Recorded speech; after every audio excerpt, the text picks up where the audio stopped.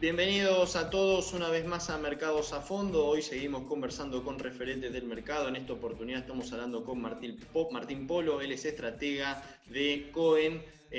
¿Cómo andás, Martín? Qué gusto saludarte. Hola Julián, un gusto el mío. Muchas gracias por la invitación. Bueno, quería hablar un poquito con vos porque bueno, la parte monetaria, económica está digamos, generando impacto sobre todo en la parte de lo que son los bonos. Por un lado, preguntarte, ¿no? ¿Qué expectativas tenés vos con los dichos de Guzmán, o sea, en el mercado y en la dinámica devaluatoria inflacionaria, tras los dichos de Guzmán en el que espera una devaluación del 25% para este año, digamos? ¿Cómo lo estás viendo vos? ¿Si crees que es alcanzable? ¿Qué dinámica esperás para el tipo de cambio paralelo? ¿Cómo lo estás viendo?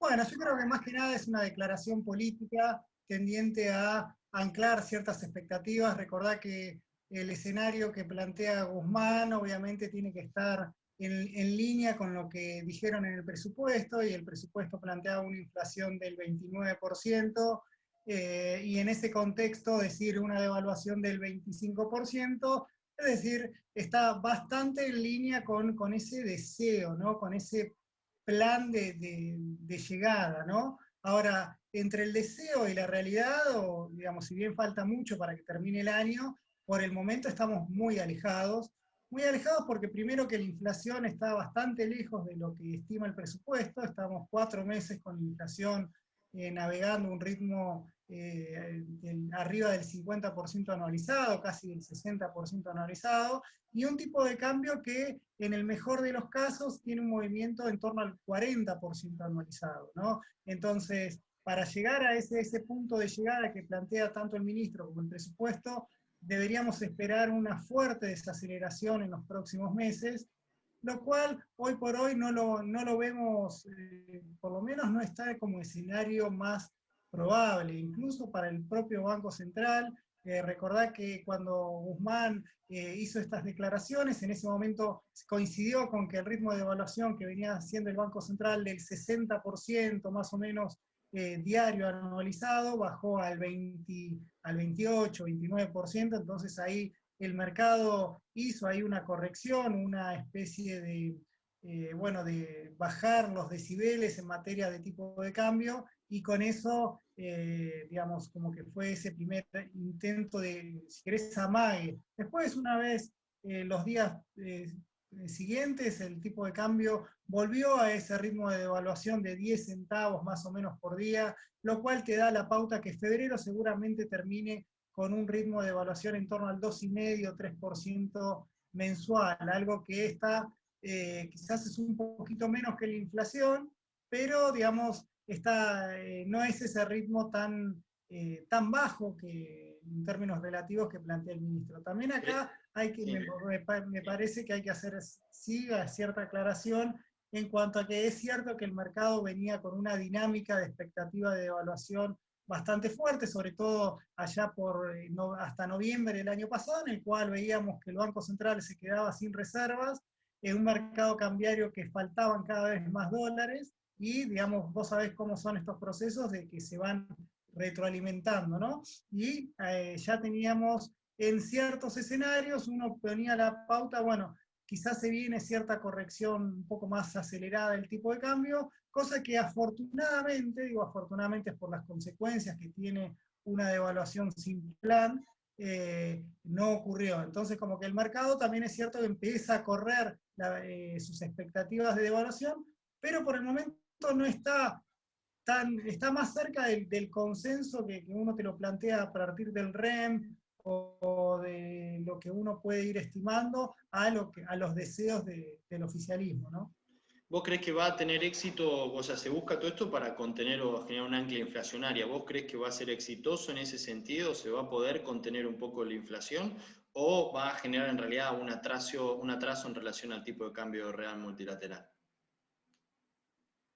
Bueno, mira, en principio tenemos cierto veranito en materia de mercado cambiario, ¿no? Con un contexto internacional que te está jugando tan a favor, un clima que afortunadamente te quitó del escenario una sequía fuerte como en el 2018, es decir, ahí en materia de oferta de divisas estructurales, si querés, como son las, más que estructurales, del agro, ¿no? Que depende más del clima y de los precios internacionales. Vos ahí tenés una muy buena noticia para el mercado cambiario, porque van a entrar más dólares que el año pasado. Obviamente que ahí la contracara está, bueno, ¿qué pasa con los demás sectores, en el sentido que son deficitarios en términos de tipo de cambio? Y obviamente cada vez ahí tiene como ese freno que tiene a la falta de divisas. Digamos, cuando la economía repunta, seguramente las importaciones, que ya el año pasado venían subiendo bastante, deberían ir acompañando, y esa mayor oferta se va conviviendo con mayor demanda.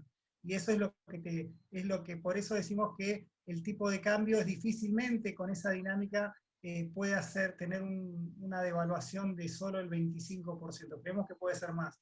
Y en cuanto a tu pregunta concreta, en cuanto a la inflación, bueno, mira, la inflación viene con una carga propia, es decir, en definitiva, las declaraciones del ministro no se pusieron dentro del marco de un plan de estabilización que uno puede decir, bueno, mi deseo es un 25% y voy a generar las condiciones macroeconómicas para hacerlo. Fue un anuncio nada más, un deseo como el que podés tener vos, como el que puedo tener yo, de decir, bueno, ojalá que este año sea mejor que el año pasado, pero no hubo, hasta el momento no hubo un plan concreto, no hubo unas definiciones como para decir, bueno, digamos, tenemos el plan del gobierno es un acuerdo que tiene cerrado con el fondo, en el cual vamos a tener esos refinanciamientos de los 10.000 millones de dólares que vencen de organismos internacionales este año. El gobierno va a hacer cierto ajuste de tarifas, o va a poner los desequilibrios, va a ir acomodando esos desequilibrios consistente o creíble, por lo menos, y de más largo plazo, que inviten a que las expectativas mejoren. Pero cuando uno ve lo que pasa después de las declaraciones en cuanto a que no hay avance con las negociaciones con el fondo, que la van pateando para después de mayo, que para el control, para bajar la inflación, el Banco Central no toma ninguna otra medida que no sea anclar, tratar de que no se le vayan dólares y cuidar las reservas, y la política es aumentar el control de precios, decimos como que a esta inflación que viene de a un piso del 3,5-4% mensual, sin ajustes tarifarios aún, quizás lo empiecen a hacer, vamos a ver cómo lo hacen, le pone un piso elevado a la inflación. Entonces, lo mejor, sí. Sí, no, te quería preguntar, mencionaste un poco el tema del fondo. ¿Vos creés que este pronunciamiento de Guzmán en relación a su política cambiaria y bueno, algunos lineamientos más podrían indicar una postergación del acuerdo? Por más que Guzmán mismo dice que quiere cerrar un acuerdo antes que mayo, pero digamos, probablemente el FMI le esté pidiendo a Guzmán algún tipo de retoque desde el punto de vista cambiario, ¿no? Entonces, puede haber alguna contradicción en ese sentido. ¿Crees que se posterga de alguna manera el acuerdo o no? Bueno, yo creo que tenemos que ir, digamos, mirando este contexto con una situación política de fondo, una situación política en el propio seno del gobierno en cuanto a cuáles son los pasos a seguir. Y obviamente ahí Guzmán aparece como tratar de equilibrar la visión interna con la visión, la que necesitan dar hacia afuera. Entonces, obviamente, o yo por lo menos siempre fue que, como con cualquier acreedor, si a vos pedís cierta refinanciación de tus pasivos y de tus vencimientos, va a venir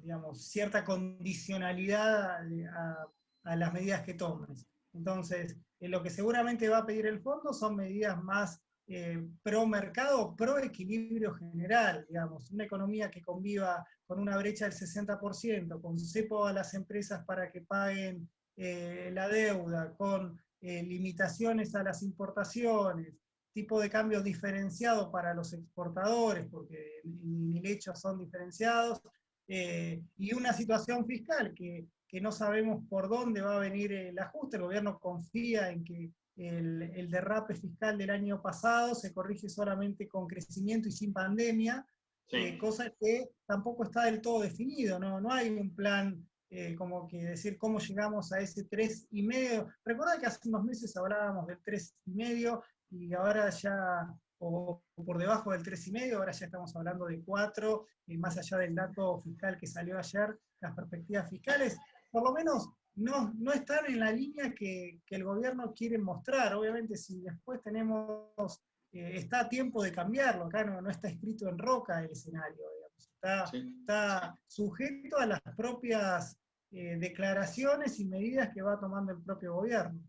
Te quería preguntar también, ¿no? Uno ve desde el punto de vista cambiario la brecha ya debajo del 60% con la caída que se estuvo registrando en las últimas semanas en el contado con liquidación, también en el MEP. ¿Está barato el dólar en estos puntos? ¿No? Contemplando toda la dinámica, bueno, inflacionaria sobre todo, la emisión monetaria el año pasado, digamos, con un escenario de apreciación. Entonces te quiero preguntar si crees que está barato y eventualmente si ves oportunidades para dolarizar portafolios y cómo en este contexto. Bueno, a ver, son varias preguntas en una. En principio, que la brecha esté bajando, digamos, macroeconómicamente es una buena noticia, ¿no? Cuando empezamos a ver que la brecha se disparaba, los escenarios más, no te digo apocalípticos, pero más apocalípticos, sino más preocupantes, uno le empieza a dar más probabilidad. Con una brecha que está bajando, creemos también ahí que hay bastante o hay algunas cuestiones bastante transitorias en esta caída de la brecha, como que te está jugando el impacto de bienes personales, del impuesto a la riqueza, también las propias intervenciones que están haciendo organismos públicos dentro del mercado. Entonces, es como difícil decir si este valor de la brecha es el valor de equilibrio o limpio. Pero, digamos, que la brecha baje, tenemos que ver que eso discipline expectativas o por lo menos obligue a, digamos, mejoren las expectativas que por el momento no se está viendo.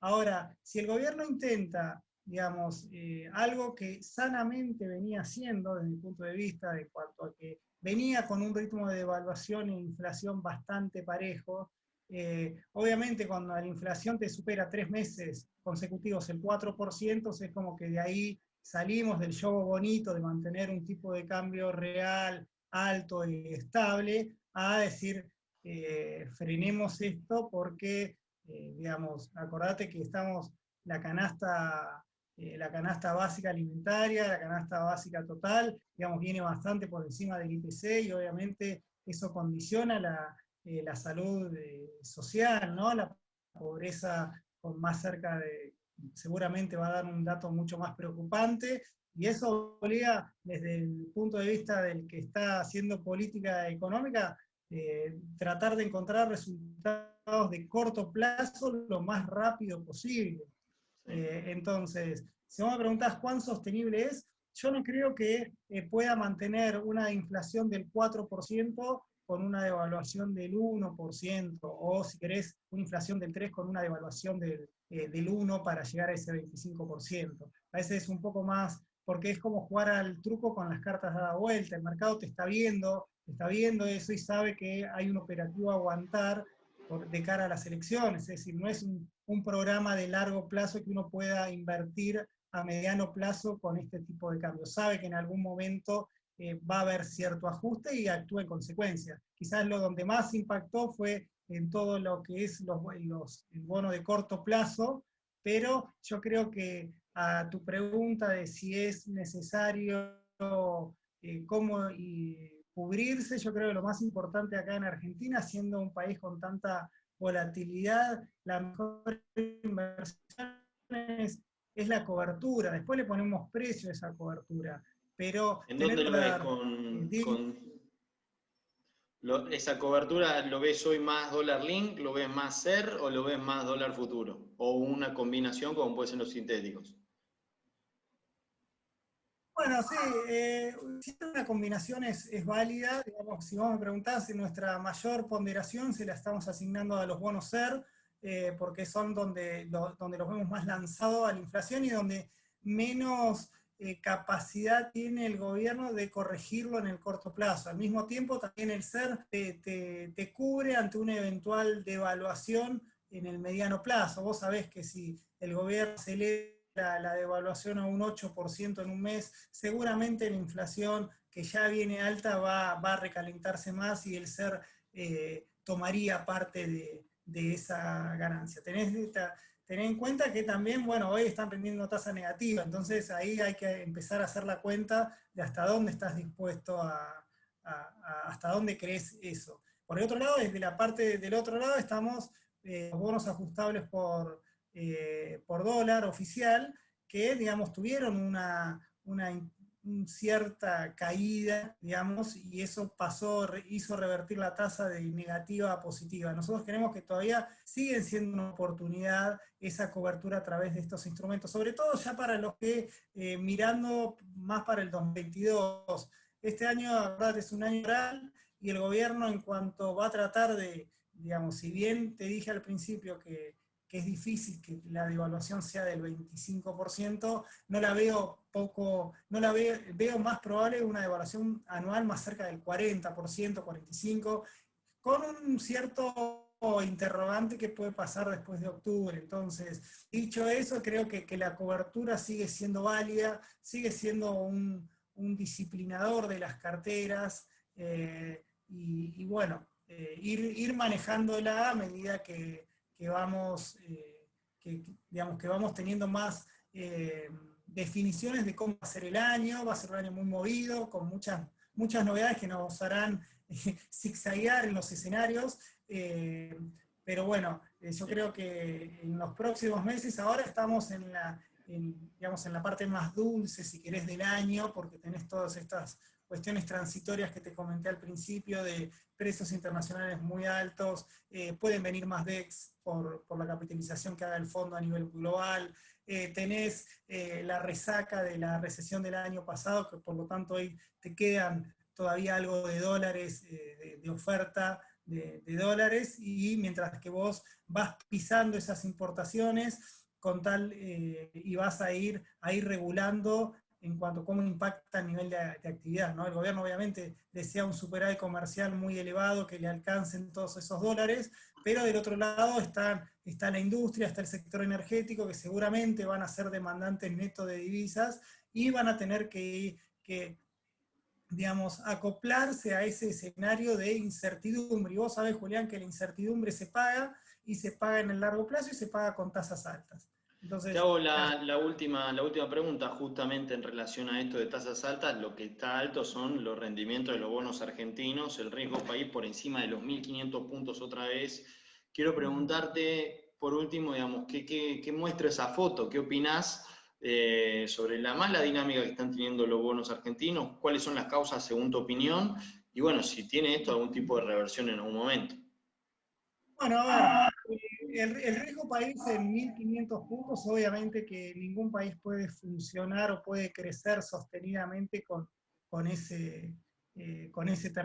el termómetro ahí, digamos. Es una cosa, incluso te diré, de 800 para arriba, o de 700 para arriba, ya es una limitación al crecimiento de mediano plazo, para las inversiones productivas, es algo que es disuasivo. Digamos, los motivos son varios, un poco lo comentamos a lo largo de la charla, es la falta de un escenario más certero, o de un plan un poco más, no sé si la palabra es creíble o consistente, pero algo que enamore al mercado, por lo menos que le dé cierta chance.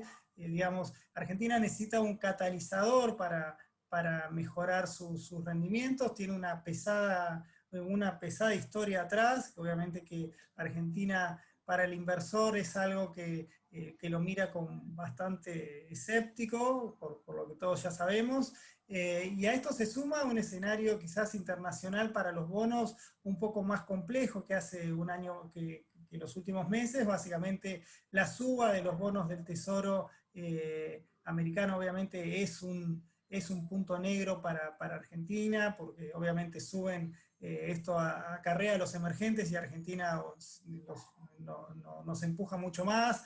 Tenés la incertidumbre, la siempre y constante incertidumbre sobre Brasil, y bueno, y Argentina que tiene que definir su propia historia, pero a tu pregunta, ¿hay oportunidad? Sí, nosotros vemos oportunidad, no es una oportunidad que esté exenta de riesgos y de temores en cuanto a esa apuesta que hace Argentina. Nosotros vemos en algunos bonos, para cuando uno arma escenarios, como que hay escenarios para algunos bonos bastante apetecibles, que están en movimiento de entrada, pero bueno, también esos mismos escenarios lo hacíamos hace un mes cuando rendían 17, ¿viste? Entonces Claro. es como que es apostar al mediano plazo, si querés, o más allá de octubre, y bueno, y bueno, seguramente tus oyentes que ya han vivido muchas de estas, lo conocen mucho mejor que yo, pero es, digamos, uno ve así los fundamentals y tiene un poco de todo el riesgo país. Entonces, yo creo que la pelota está al lado del gobierno y tiene la oportunidad, ojalá la aproveche, de mostrar ese catalizador y que el mercado le crea. Bueno, Martín, muchísimas gracias. La verdad, un placer estar hablando con vos, conocer un poco tu visión. Y bueno, se vienen meses interesantes, así que seguramente volveremos a estar en contacto para volver a charlar. A disposición, Julián. Muchas gracias. Bueno, y ustedes que están del otro lado, muchísimas gracias nuevamente. Será entonces hasta la próxima.